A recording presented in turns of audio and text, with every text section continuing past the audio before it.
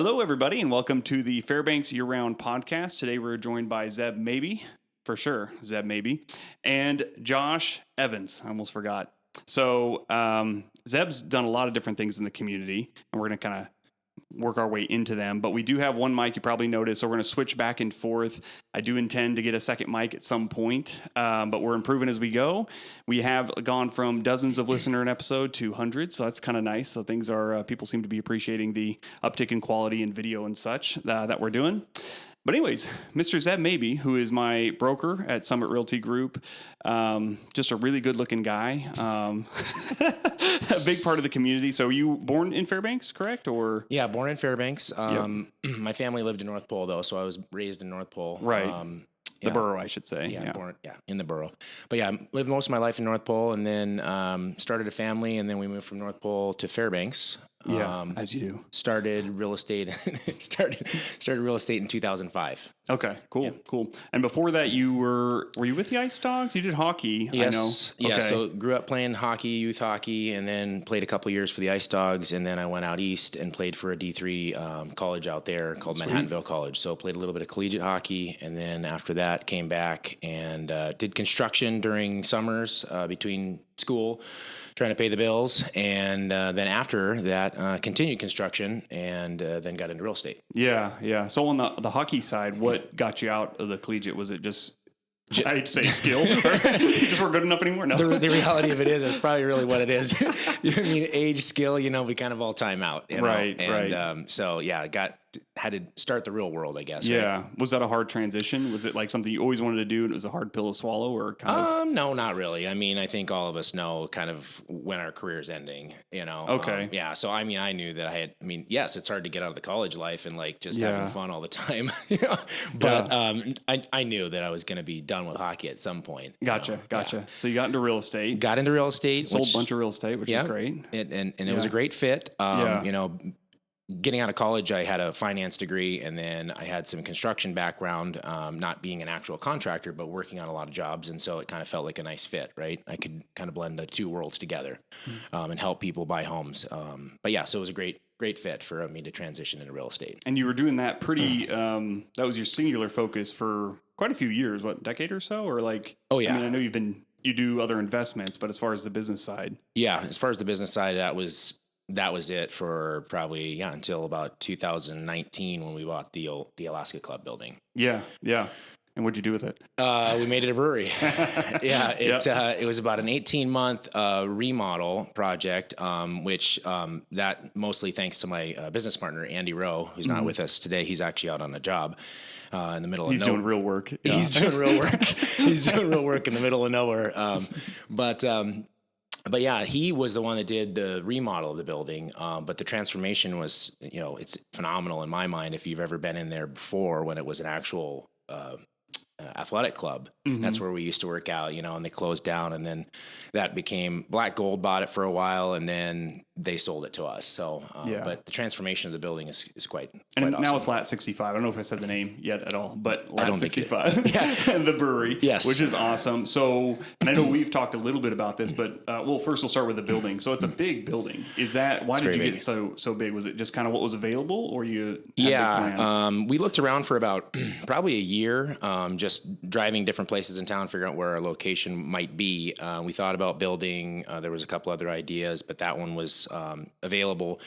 I liked the location for visibility. I didn't like the access. There was this really hard kind of like turn that came out of there. And in real estate, I'm always driving. So I was always stuck at this one intersection right there. And then I knew there was going to be this roundabout that went in. Yeah. Which I knew would be a good thing eventually. But for the time during construction, I knew it would be terrible. So after we remodeled for 18 months, then opened in May of 2021, the construction began, and it was just terrible. Yeah. But bad timing. But we got through it, and and here we are today, 2.5 years later. Yeah. Over 2.5 years later. Yeah. And being in real estate, you can kind of speak to this as well. These small community, like commercial real estate is a little, like it's limited. It's always limited.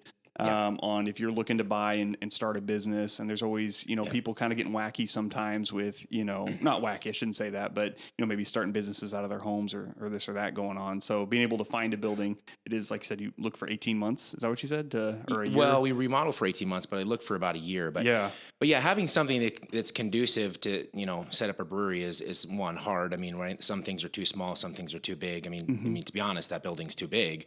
But we bought it in hopes to, grow into it in the future. I mean, it's like 22,000 square feet with all the nooks and crannies, right? Basement and everything included. But the location was good for us. The price at the time was right to buy for us. The remodel costs, of course, were very expensive because it's an old building. It's, it was pretty dilapidated. So what made you want to do this? I know we've spoke about this. Actually, it was maybe the first conversation I had with you when we got here, because you were just opening up or just about to open up when I moved back to town.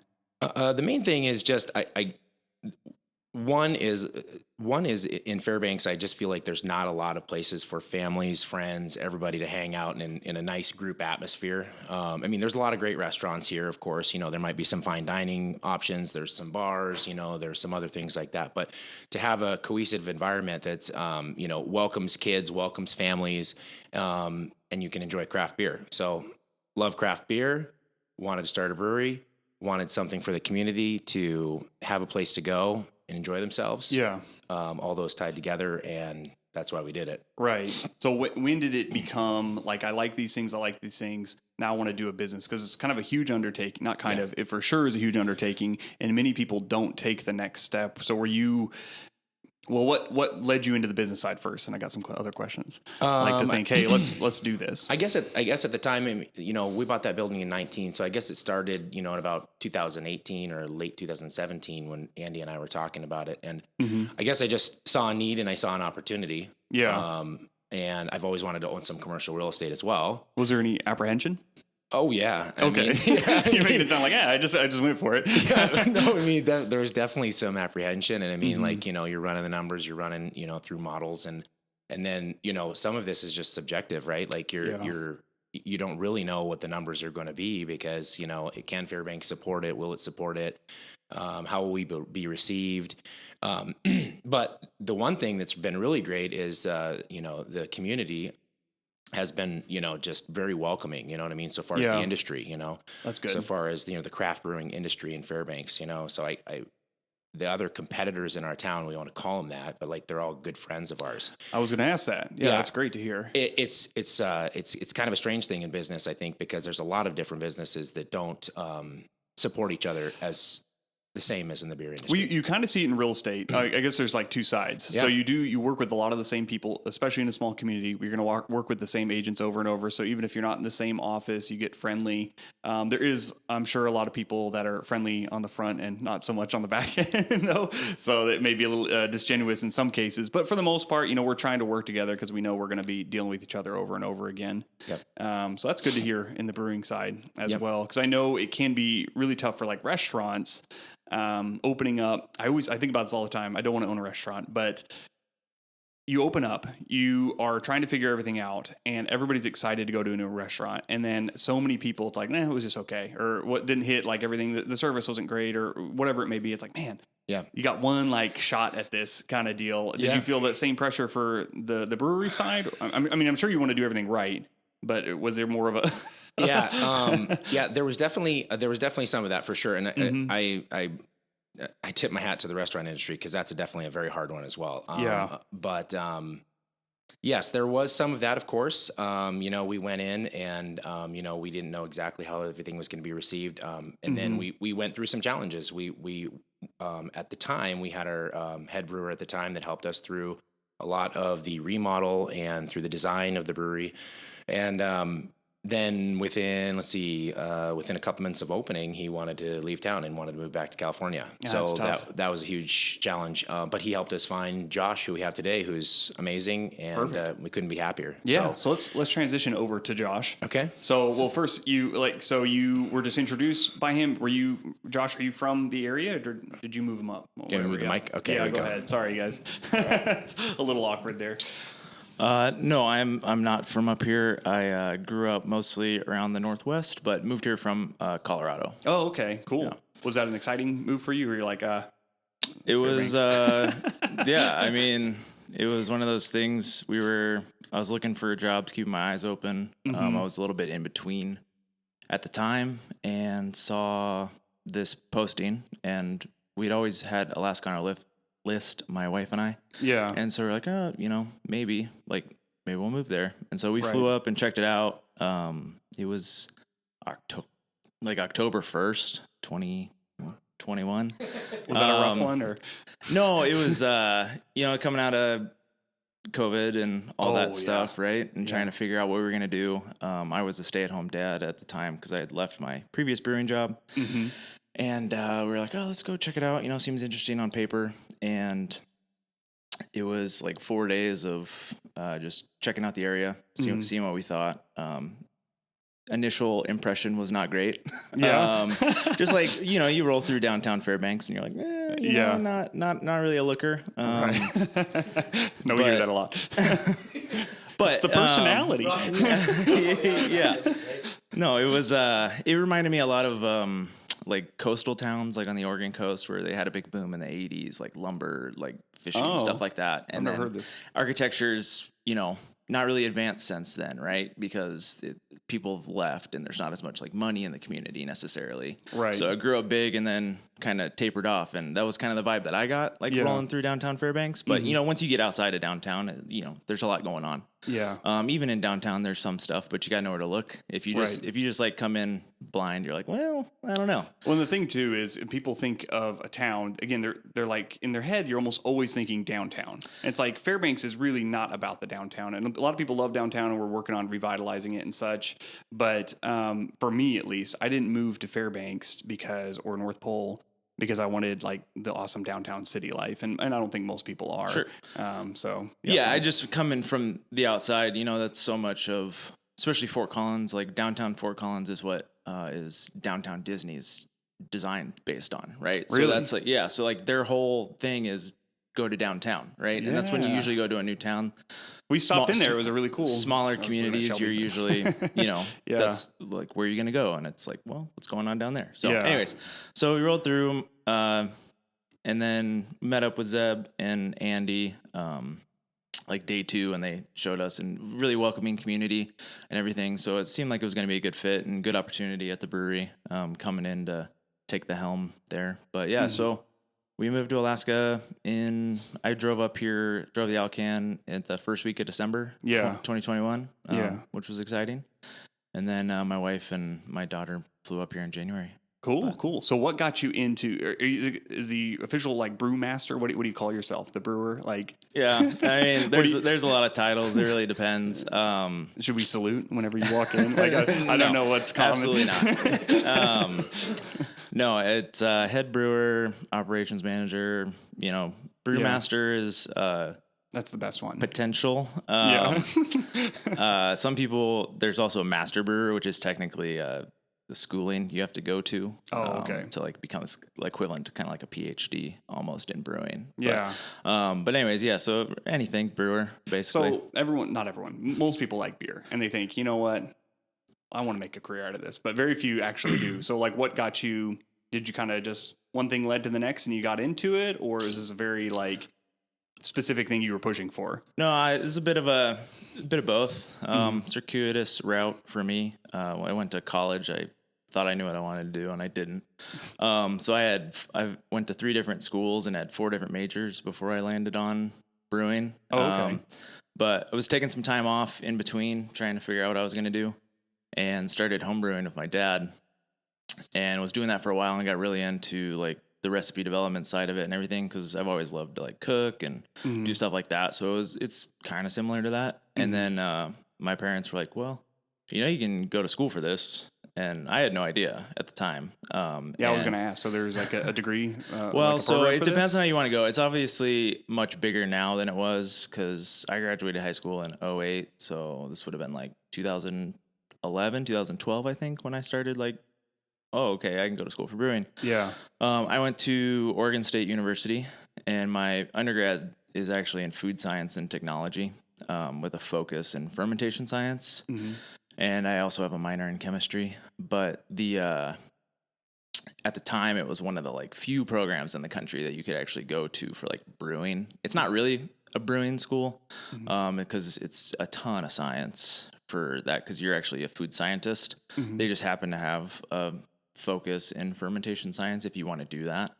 And so the program is mostly designed around like if you're going to go to like Nabisco or, you know, something like that and be an actual like food scientist. So I don't really recommend going to, like UC Davis is the other like big program. And those ones are more like if you want to work at like a really big brewery and work in a lab or something like that, that's usually where you'd want to go for your schooling background, because so much of it is about like the microbiology, the fermentation science of it.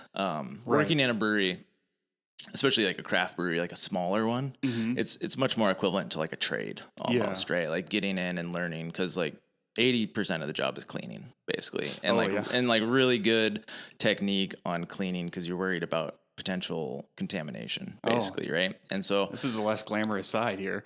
Yeah, most people you're trying to scare people off. It's better to go in with eyes wide open, because a lot of people are like, oh man, that must be great, like you just drink beer all day and do whatever. And it's like, no, there's a lot that goes into it.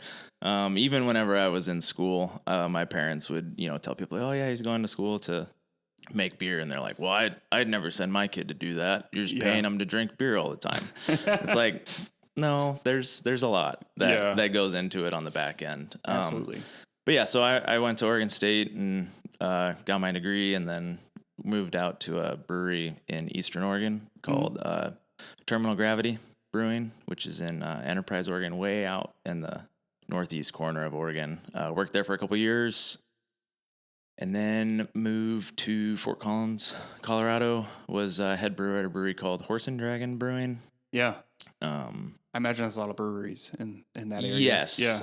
Fort Collins, I think at the time that I was there, had like 24 breweries within basically like, I don't know, 20-mile radius of like Fort Collins, which is a lot. Yeah. And then, you know, you got Denver right there, like an hour away, and there's a ton of breweries there. The whole I-25 corridor is just like stacked. So really good. But like was mentioned earlier, you know, the industry is unique because it's a lot of collaboration and everybody trying to like help each other and push the industry forward together. Yeah. Because you felt even in the early stages that's always kind of been the case. Whereas a good community. Oh, yeah, that's good to hear. Absolutely. Yeah. I mean, because you're constantly collaborating, because there's so many different ways you can make beer, and everybody's trying to find, you know, what's the new beer and pushing forward from that. And so some people are on the cutting edge of brewing, and some people just want to make really good beer, and everybody is happy, you know, coming together. And there's this idea of collaboration in the brewing industry where you like meet up with another brewery, and you go and you make a beer together, right? That like is reflective of your two brewery styles, and you merge them. So it might push each brewery out of their comfort zone. Right? Yeah, that's interesting. So if you're like super into IPAs and you go do a collaboration with a brewery that does lagers, then, you know, you're like, okay, how can we meet in the middle? How can we like push each other to learn a new technique, do something new? Cause you can make beer a lot of different ways. And you know, if you give this same brew house basically set up, if you gave the same exact brewery cookie cutter to 10 different brewers, they'd all make different beer, right? Like no matter what, like they might all have IPAs, but they're going to make their own IPA differently, depending on, there's so many variables on what they want to do. It's how they were trained. It's what they like, how, you know, how they've progressed through their career basically will determine how they make beer. Yeah. So we just interviewed the owner of Sassy Scoops, who does ice cream, which is separate, of course, but you know, food, we can say. But I'm always very interested in the testing side of like making new flavors or making different kinds. Is that something that you do a lot now, or is it kind of like when you're working for a brewery, you're finding those signatures and you're just refining them? Like what does that look like day to day, I guess? Yeah, it's a little bit of both. You have in the industry, you call them like flagship beers, basically. So the things that you're known for, that you're going to keep the lights on, right? What people come in for, what you sell the most volume of. And so you're always like tweaking those a little bit, depending on what kind of ingredients you have access to and how you want to, make them maintain their flavor, right? Because the thing about brewing is your inputs, your ingredients, it's very similar to cooking where they change, right? They're a live ingredient. So like you might make the recipe the same exact every time, but like the hops change year to year. You might buy the same type of hops, right? But that crop year might be a little bit different than a previous crop year. And fermentation stuff, I mean, just like the atmosphere itself or where you're at is making differences. Luckily, yeast strain, like depending on which strain you pick, you're pretty even. You can usually expect it to be the same no matter what. Oh, okay. But there is that sort of things that you have to account for, and you keep track as you go. You take measurements as you're fermenting to make sure things are progressing, and so you can tweak it a little bit. But in terms of like new beers versus the flagship beers, like that's the nice thing at Lat 65 is we do have a lot of taps. We have like 24 taps dedicated to beers and ciders, because I make both, and I have a hard seltzer right now too. But that gives us the ability to keep some of those flagships on that people can come in, like our Pilsner, our Hazy IPA. People can always come back for that. But so when you're saying 24 taps, you're making 24 different kinds of ciders? Beers and ciders, yeah. Oh, okay. Oh, wow. Yeah. Different like physical beers and ciders, basically. They're not always full all the time because it's a lot of it seems like a lot to keep on. But we're usually floating somewhere around like 17 or 18 things on. So you keep you got your like your flagships that are going to be there, probably have quite a bit of volume going through, and then is it kind of like a constant rotation with the rest where you're just trying new things, seeing what sticks? One-offs basically. So, maybe I want to try out a new IPA and see how that goes. Or I went to some brewery and saw some crazy style that I want to try out or some sort of flavor. So there's like probably about, I think I have like 8 or 10 things that are on all the time or some sort of variation of them. And then everything else is kind of just like, so make something new. Taste being subjective, how do you decide, like you're getting experimental with something and let's say you get down and you're like, I don't really like how that tastes. Do you just like stop it there or do you try to get some different opinions? Cause something you may not like, somebody else would, you know what I mean? Like, how do you decide like, hey, this made the cut or it didn't? In terms of like, do I put it on or? Well, yeah, like you just make one that you didn't like. That surely has to happen, right? Like something comes through and it didn't work out right, or is it doesn't happen? I mean, so like I really only make beers that I like to drink. Okay. Okay. So I make a wide array of beers, but there are some that I have had that I do not care for that I'm not going to try and make that, right? Even if it's super popular, I might not make it. Obviously, beers like don't always go according to plan, right? Like I might have an idea in my head for like, hey, this should work out this way. Right. But then maybe it's not quite like that. That doesn't mean it's bad. It just means it's not quite what I wanted, so I can try again next time, right? That's the whole idea of like doing these sort of one-offs. I mean, I've been doing this for a decade now. So like, and my other 2 breweries that I worked at, I was in charge of recipe development at Horse and Dragon. When I was there for 3 years, I made I think 80 beers over 3 years, basically, like new brands. Yeah. So I have a lot of experience with recipe development. So I have like a pretty good idea of how a beer is going to turn out whenever I'm going to write the recipe for it. Yeah. So what's your guys' relationship on that? Are you still pretty much the recipe guy? Is Zeb trying to come in and tell you what to do? I'm not at all. He's totally in charge of all that. Zeb, yeah. He's pretty hands off. Yeah. No, I pretty much run the whole show there in terms of all the back of the house. Yeah. I do work with our TC manager, Jordan. She's really into craft beer and does a really good job managing the front of house. And so if I ever have an idea or am looking for some input or something, she's usually a pretty good sounding board. Yeah.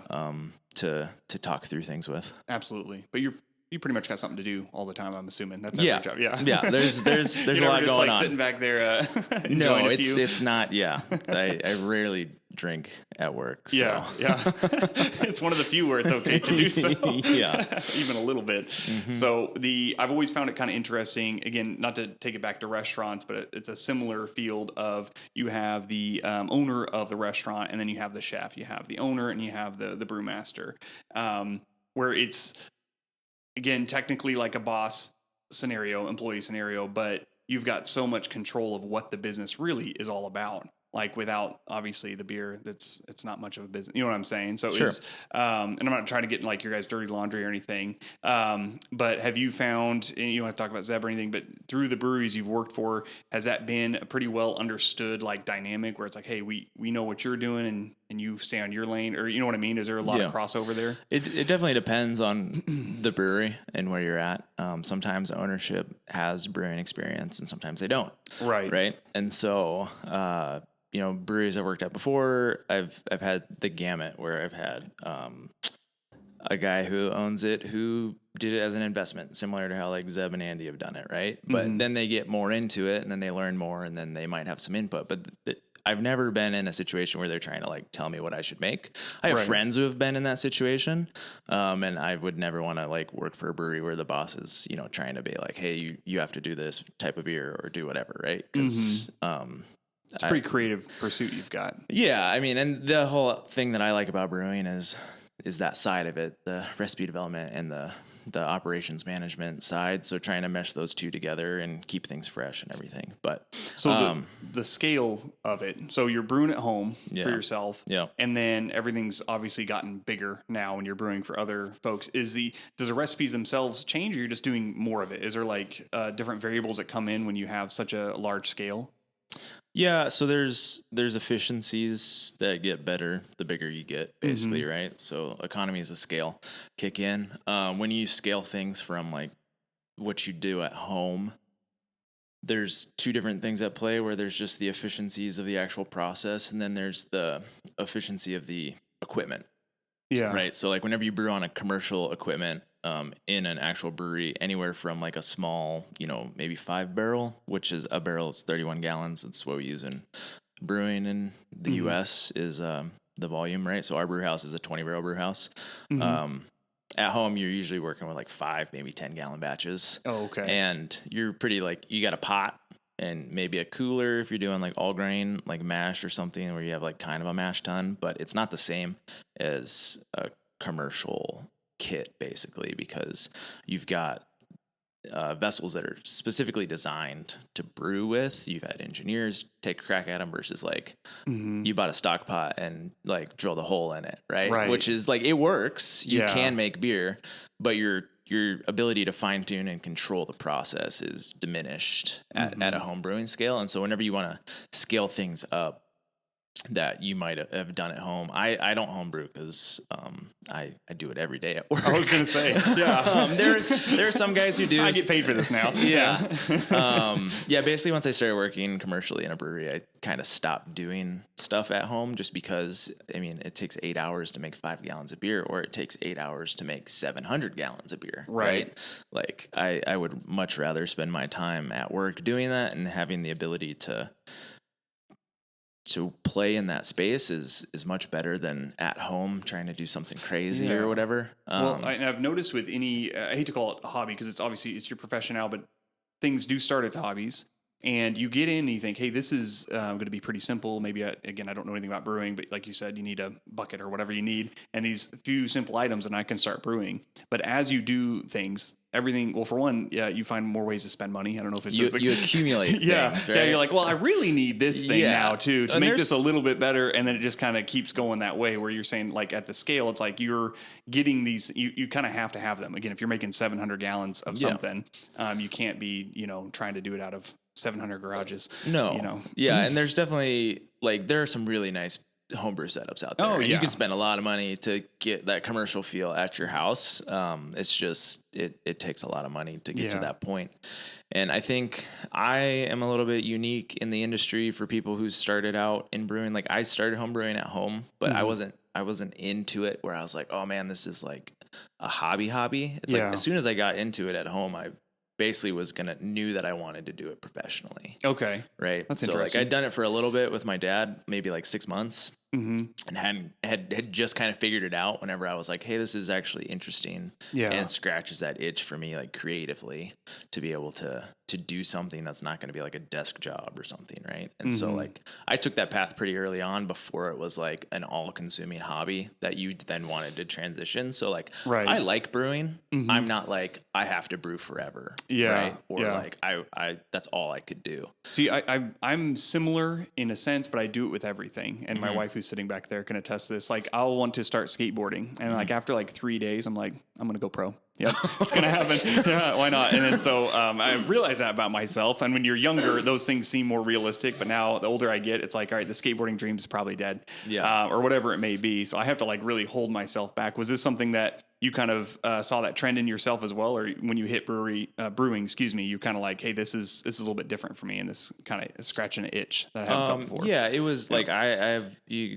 ask my wife, I have a ton of hobbies, and most of them require a lot of gear. Yeah, and always. That's what I'm saying. Like, you can't just have a skateboard. No, yeah, and I like researching and finding nice things, right? So like I have a lot of stuff in my house across a wide array of things. So I really find that ways to have that creative outlet at home, you know, either getting outside doing stuff or working in the garage, tinkering on things or whatever. But like brewing's always been that thing where it's like, yeah, I've done it with my friends at home, with my dad at home. But it was always kind of either just like hang out and have fun with it or buckle down and like make a career out of it, basically. Yeah. And so like it's a little bit different where I've never been like, oh, I could be professional like woodworker or like snowboarder or like whatever. But brewing was just one of those things where it's like it's fun to do and play around with at home whenever you're not trying to do anything. But then once you step up to the like commercial, like professional side of it, you need repeatable processes and you need to be able to like repeat beers day in, day out. Like those flagship beers have to be the same no matter when somebody comes in. And it's always new batches and everything changes whenever you like move up to that level where you're at home. You're like, yeah, it's different this time. That's fine. You know? Right? No, that's how I feel. And again, I said this in the last episode, like I'll do a recipe and I'll do a bunch of research on it and I'll do it once though. I'm not doing like the same recipe 100 times. And it's like, that could have been better. It's always that way where it's like, I would have done this different. But then the next time I come around to it, it's been like 3 years and I'm like, all right. And then I do the same mistake or something else goes wrong. You know, so that's why I do find it like, again, not wanting to be a restaurant owner or any of these things, the idea of like doing basically the same thing over and over is a little bit horrendous to me. I mean, everybody does it in a sense, you know, but yeah, having to go in and like fine tune what you're saying, your recipes, and then keep them super consistent, which you do have the other end where you get to try probably wacky new things as well, which is kind of alleviates maybe that. Yeah. I like working at a brewery that's more production focused, bigger than Lat 65, where like you're 50% of your volume is all one beer, right? So you're making that every week. Yeah. Every week you have to make it the same process all the time. Like that to me is boring. I don't like doing that, right? Like I'd rather play around with some new stuff. The process is the same, the actual brewing process, but like trying to come up with a new recipe and make something unique or interesting is what keeps me in it. Yeah. Because I always want to like, it's not that I'm trying to make like the best beer on the face of the planet. I just want to make good beer that people can enjoy, and finding a way to like play with some of the new like products that are out in the brewing, right? Like craft brewing's blown up in the last, like decade and a half basically. And it's continuing to move forward, and all the science that's going into like innovation in the industry to me is really interesting. And so being able to take some of that and apply it into like traditional techniques so that you can make new and unique beers that people might not have any idea how they were made, but they're just like, man, this is good. Yeah, that's kind of the point. Like that's what you're after, right? Is like you want people to come in and say, that was good beer. Yeah. So with all of this, the fermentation process, the whole process is over a long period of time. So is your schedule, I'm sure you have a system now. Is it like, can you do it in a normal like 9 to 5 setup, or are you having to come in at weird hour? Like, I don't know, barbecue guys who have to wake up at 2 a.m. or something. Yeah. No.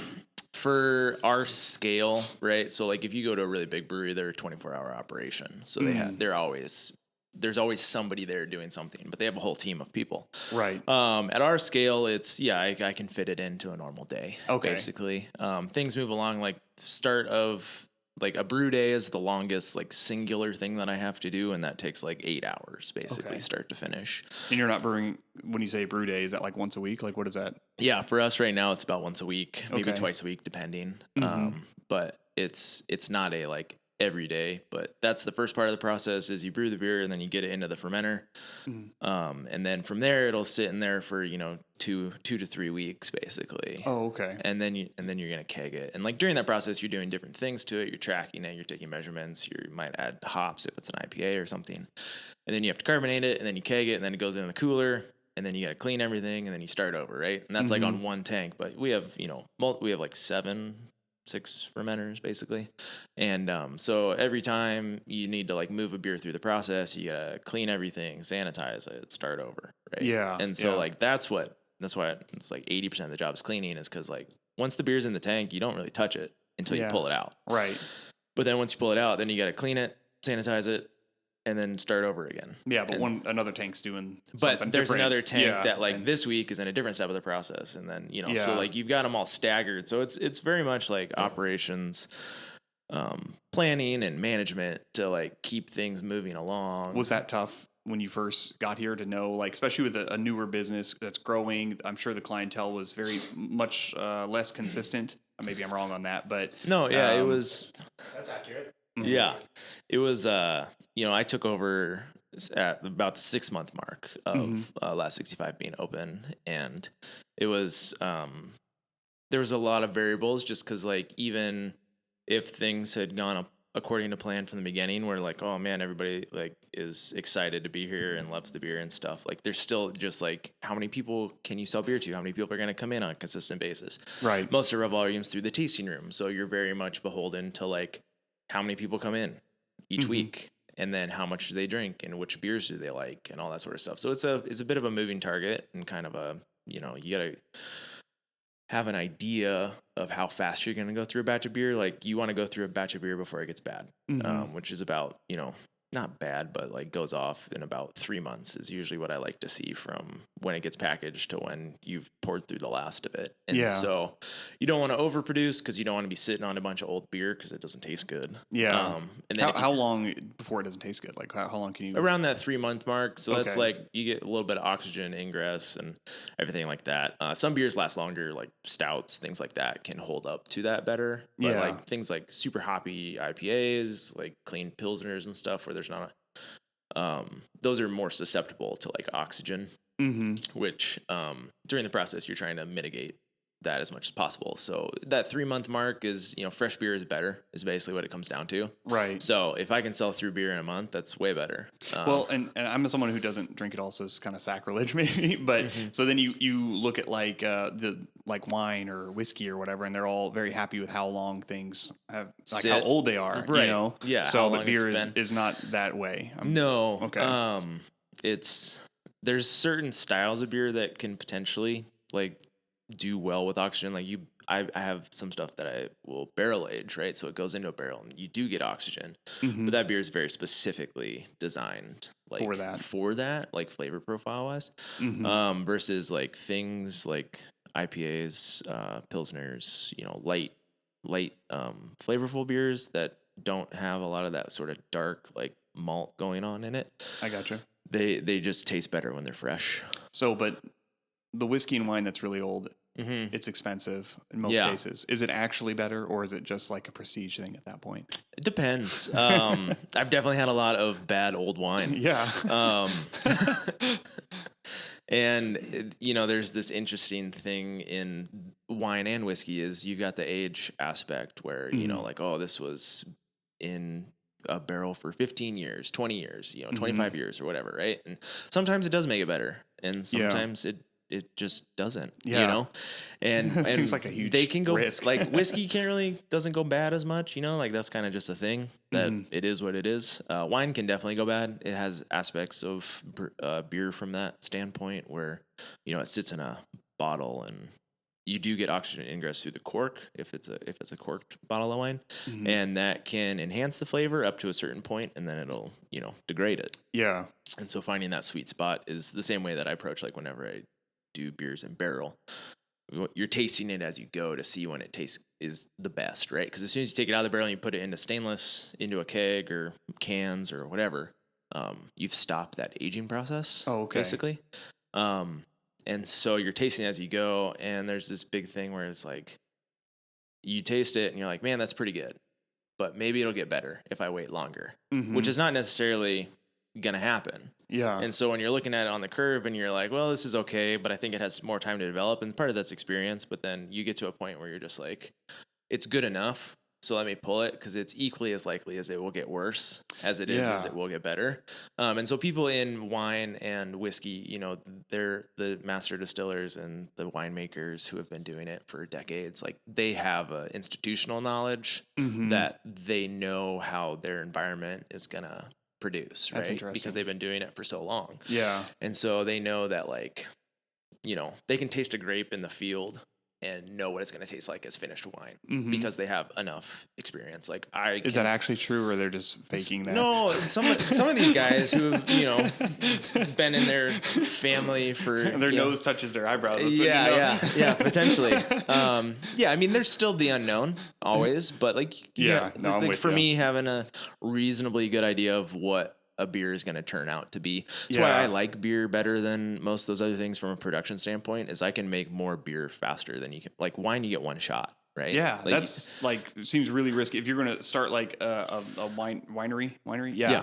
It's like, all right, you have a lot of time in here, and then you mess it up. It's like, well, shoot, I guess the business is done. You know, like, our first batch didn't go too hot. Right. Yeah. So there's white wines, which are faster than like red wines, but you know, there's this aspect of like crush happens, which is after the grapes come out of the field and then they get crushed, and then you make wine out of them. And then it's like 9 months at least till you're going to have a finished product. Yeah. Right. And so like, there's a lot of things in the process that you can do to tweak that process that winemakers like to do. That's too long for me. Like, I want to be able to turn out new products faster than that. And so that's what I really like about beer. Yeah. So on Lat 65, I'm pretty uneducated on it. So are you guys, you're obviously selling beers at the brewery on tap there. Do you guys ship out as well? Or like, what does that look like at this point? So currently most of our beer and ciders are sold through the tasting room. We do distribute some kegs around town to some bars and restaurants. Not been a huge part of our like plan so far, because we're still trying to like figure out what beers are going to do well and build that sort of brand presence and awareness.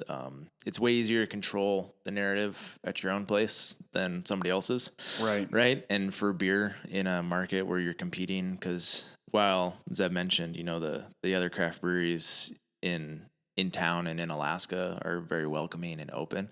The biggest competitor for craft beer in any market is distributors, right? So those are the people who are buying other breweries' beers and then trying to sell them.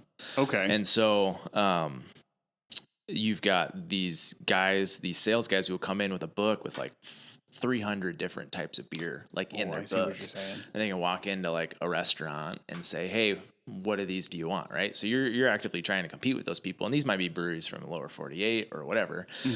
And they can sell at a better price point and can just, their whole job is just to sell beer. Right. We're a pretty small operation. So us taking the time to dedicate to like compete directly with those people is just hard for us to do at this point. So we're still trying to grow. I think they have prettier saleswomen as well. I think that's usually a tactic. I like the beard, I told you, but you're not the guy that should be selling the beer. That's all I'm saying. So in terms of distribution, it's not a big piece of our business model at this moment. There's definitely potential there. It's another thing to get into. It's a whole separate side of the business that takes a lot of experience and time and everything. Absolutely. So we have some to-go options, in the brewery, but in terms of like actual footprint of distribution, we're pretty small. Yeah. This is going to feel harsh, but I want to send it back to Zeb, so I'm all done with you. Sure, no worries. Sorry about that. But I want to talk about the future of Lat 65 as much as you want to. Okay. So I think it seems like it's becoming more and more successful. It's a really cool place. The atmosphere is great in there. Again, I don't drink much, so I've only been in a handful of times, but it's always like a great feeling. We talked about how big the building is and such. I know we've talked briefly about this, but what like long-term goals for Lat 65, the building, the area, like what's in your mind? First, let's redirect. So you say you don't drink much, but what is your favorite drink of choice? I drink mostly water. Is it really water? It's not milk anymore? Oh yeah. We got to talk about that. So there was a time that I was 160 pounds at 6'2", and I decided I didn't like being that skinny. So I drank a gallon of milk for quite a long time, a day, because listen, there's no better substance for a growing boy than milk. But even last year, you were drinking a gallon of milk a day. I still drink. I love milk. Yeah, I still drink at least a couple cups a day. So Okay, we'll go back to the question. I just had to throw that thanks, in Sam. He's been waiting all day to ask about that. So your question was just, Yeah, where do you think it's going, or where would you like it to go? well, so I mean, I think we've done a lot in the last 2.5 years. We've had great growth, and I couldn't be happier with our whole crew. You know, from Josh to Jordan and all of our, all of our servers and everything. So we have really good staff, and so we're really blessed on that. So I mean, I guess like if you said like, would you be happy just like right where you at for the next 5 years? I mean, yeah, we're doing Sweet. great. We're doing great. We're doing slow but steady growth. Yeah, I love to hear that. But I think our ultimate goal would be, one, we'd like to get a full liquor license. State of Alaska is a little bit weird in the sense of, our restrictions on how many ounces we can sell to one person, right? I think we're more strict than anybody, but I think the next is Montana, 48 ounces. So we can sell 36 ounces to any given person that walks into the tap room, right? And they're done. So that's probably our hardest. Well, we spoke briefly about this, and I know very little beyond what Zeb has told me. Yeah. But it sounds pretty sucky. It sounds to me as if people are, whoever is lobbying the government or whatever it may be, it seems very anti-business practices where they're kind of holding these liquor licenses almost hostage, where it's like, hey, you want to do something? Too bad. Like it's all bought up already. Yeah. It's tough, and I guess I don't want to get too far into the weeds on that. Yeah, but that's okay. But yes, in a general sense, that yes, there's a certain amount of brewing licenses, winery licenses, full liquor licenses in every community in Alaska, and that's based on population. So Fairbanks, for many years, the liquor licenses have been gone. Right, mm-hmm. That's where you go you can get a beer, you can get a mixed drink or whatever. Right, any kind of drink you want, and those have been gone for many years. And so now from the state, you cannot get that license from the state anymore for however many thousands it is for the year. Mm-hmm. And so now you're searching for that liquor license from some other person that's holding it. Maybe they're selling, they're going out of business or whatever the case may be. And so now you're buying a piece of paper from that person for a very big amount of money, right? Yeah. Inflated cost. So eventually we'd like to have that. And it's not necessarily because we want to have this bar that goes up until 2 a.m. That's not what our business model is. We're all family people. We don't want to get calls at midnight, But what we would like to be able to do is, a tourist that's coming from anywhere in the globe, right? That's the United States or any other country, to not look at us like we're cross-eyed every time, like, what do you mean I can only have, 2 pints and then a little 4 ounce, right? Or, 4 nines. And so, we would like to have a full liquor license at some point to be able to serve more ounces, still keep the same business model. Maybe on Friday and Saturday night we'd be open until 10 o'clock because our current license allows us to be open until 9. Mm-hmm. We can serve 36 ounces. We cannot have entertainment and things like that. So, we can have some music playing, on speakers, but we cannot have live bands, cornhole, all these entertainment things that we'd like to have. And this is what, and again, I know you don't want to get too in the weeds. This is what frustrates me because they seem like very arbitrary things. Because I get when you're talking about a controlled substance, they're, at least under the guise of, hey, we want to make things safer for families or what, maybe things not going overboard. But it's like, you can't have live music. Is that causing more people to get drunk? Having or I don't know, DUIs. Yeah. I don't know. Like I know it's supposed to be the safety aspect, but there's a lot of like weird things that just don't seem to line up with that. Yeah, man, because you can have live music at other institutions, right? But you just can't have them at breweries. So it really isn't it's not in the safety of the public for sure. Right. But sorry. Go ahead. At some point. We would like to have that ability. Recent liquor law changes that started January 1st of this year, we can have up to 4 events per year now as a brewery. So that's something that's changed. We weren't allowed to have that before. Oh, cool. So we can go through a permit process and have an event 4 times a year. So that's great. That's an improvement. It also went from changing till 8 o'clock close time till 9 o'clock close time, which is also an improvement. But again, just having the flexibility. So that's one change we'd like to see, or one change that we would like to acquire would be a full liquor license, so we could have entertainment and just make improvements for our business model. Someday we'd like to do a canning line. That's probably a couple years down the road. And so we can start distributing more through cans. I was going to ask about that. That seems like a huge investment in like space and the equipment needed to do that. I'm sure. And that's the other great thing about our building is that we do have the space to do that. I mean, it's kind of a funky design, and exactly where we'd put that canning line. But we do have the room to grow. And that was a great thing about that building as well. It might be too big for us now, but as we're starting to grow, it's like we have more spaces to grow into. Like the next phase is, we did put in a kitchen build. And right now we have frozen smoke in there, which is awesome. Yeah. Awesome barbecue. And so if you haven't tried it, stop by and try that. Phenomenal. Everybody that stops there tells me they're top notch. So, and I can attest to that. But right next to him on the other side of the building, we're going to open up some more tasting room, which can be kind of a flex space. It can be more tasting room on normal days, but then what we're hoping is that it can be like an event space. If someone wants to have a Christmas party, then we can kind of rope that off and make that a nice event space for them as well. So Gotcha. So those are the goals, I guess, in the next, 2 to 5 years. Yeah. Well, it's refreshing to hear satisfaction too. Yeah. Because it is in business, there can be this overwhelming need of bigger, better, faster, whatever it is. It's like got to go more and more and more. But to hear you say like, hey, this is what we're doing right now. Is really great, and we're really liking what we have currently. So it's always fun to expand or dream of different things. But yeah, that's really cool to hear. So, alrighty. Anything else you'd like to add? I can't think of anything right now. Okay, cool. Yeah. Well, we will kind of set things up. Is there any events or anything I should ask that you got coming up that you, or just come down to Lat 65 and get something to drink? Off the top of my head, I can't think of anything that's coming up right now. St. Patty's Day. Yeah. Sweet. So we're gonna have a couple things coming out for that. Okay, cool. Awesome. Other than that, just gearing up for summer. Perfect. Yeah. All right. Well, thanks guys. This was a ton of fun. Yeah. Thank you. All right. I'll see you around.